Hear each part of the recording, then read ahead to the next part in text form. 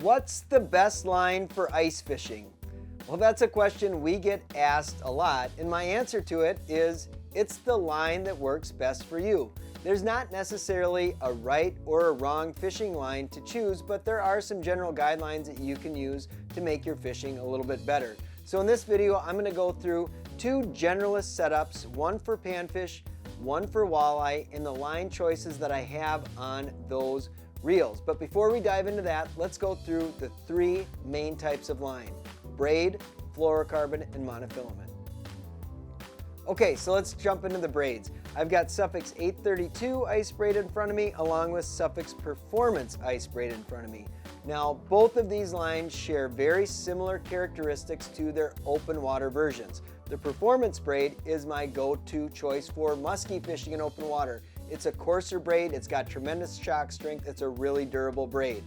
The 832 is much more of a slicker braid. It also sheds water really well. It's on probably 90% of my spinning setups in open water. It's just a really high-end premium braid. So I generally use the 832 for more finesse applications, the Performance braid for more heavy-duty applications.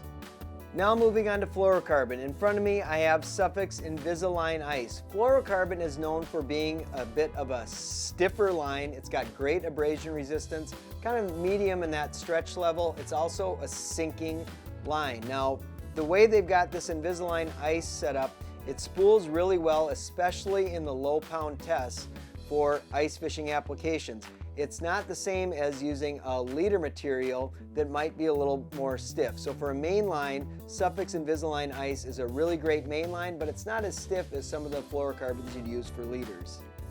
All right, now let's move on to monofilament. Everybody's probably fished monofilament. It's a little bit of a stretchier line, and I've got two options in front of me. One is the Suffix Ice Magic. This one's been around forever. It's economical. It's just a great all-around line. And the next is the Suffix Advanced. This is the new age of monofilament. This line has extremely low stretch, and it's also a sinking monofilament, whereas most monofilaments float. So this is a really cool addition to the monofilament line. All right, so now let's dive into these two setups I have in front of me, starting with a panfish combo.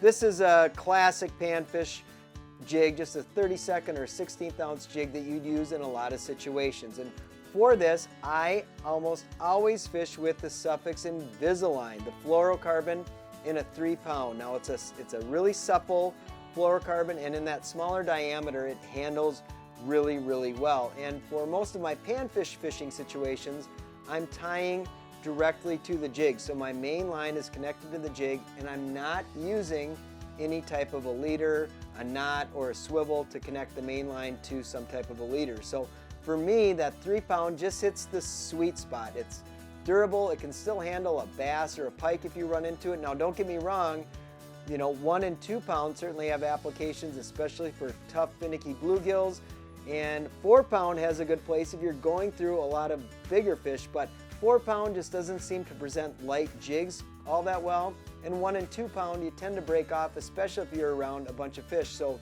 3 pound is my go-to all around, like 90% of the time. 3 pound Suffix Invisalign is what I've got on my panfish setups.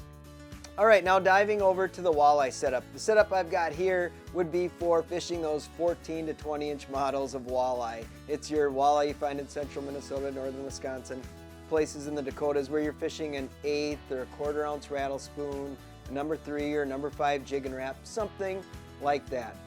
My mainline choice for those situations is 4 pound Suffix Advanced. That stuff is really tough to break. It's got super low stretch, so when I'm fishing an 1/8 ounce spoon in 25 feet of water, there's not a lot of stretch in the situation, and I just think it handles really well, especially fishing outside. Now what's different from the walleye setup I've got compared to the panfish setup is when I'm walleye fishing, I'm rarely tying my main line directly to the lure. In this situation, I'm almost always using a really tiny swivel, something like this that will reel right through the guides. This happens to be a size 12 swivel, and from there I'm using a leader, a fluorocarbon leader, often 6 or 8 pound for, again, those smaller jig and wraps, lighter jigging spoons, and then I'll often use a little snap attached to the lure, so you can change lures quickly out on the ice. Everybody knows how challenging it can be to try to tie knots with cold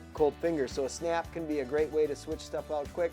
But make sure you've got that little swivel on there, especially if you're fishing with monofilament or fluorocarbon, because it's going to prevent line twist. Now, if I was fishing a bigger setup, you might think 4 sounds a little light. That stuff's tough to break. But if I was fishing Green Bay for walleyes or Lake Winnipeg, or I was just going to be around a lot of big walleye, I would up my main line to a 6 and maybe bump that leader up to a 10 or a 12 pound.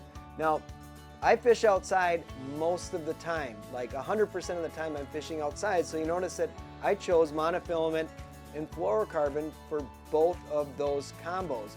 This is what works for me, but braid can still have a great place and it might work better for you. I'm just sharing with what works for me for a guy who spends a lot of time bounce and hold a hole fishing outside in those 2 situations.